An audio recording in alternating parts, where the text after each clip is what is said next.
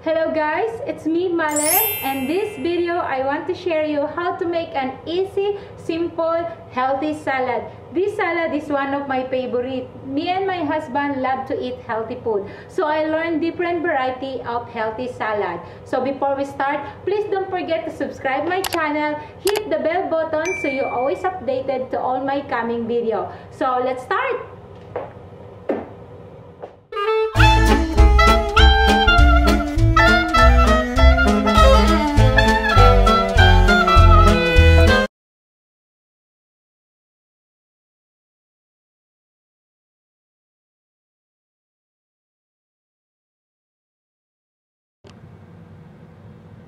Here are our ingredients: diced cucumber, mango, cherry tomatoes, chickpeas, cooked quinoa, feta cheese, salt and pepper, garlic, and honey for the dressing.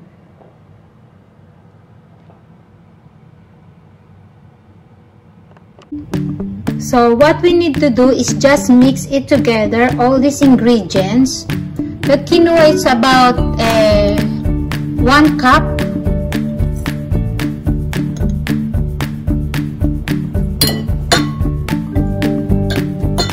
So depende kung ilang tao yung kakain, but for me, I prepare 1 cup of quinoa. If you ask me how to cook quinoa, it's really easy, same price. I cook quinoa using our rice cooker. And then about half cup of chickpeas. I don't use chickpeas in can. But if you want to use in can, you better to wash it.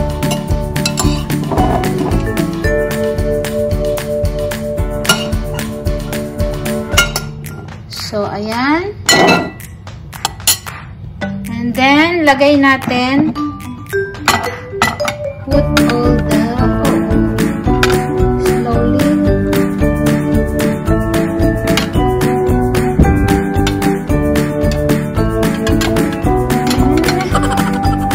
Oh, it mess.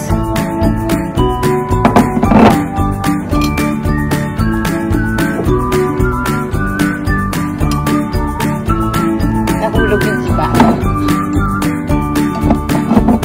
So,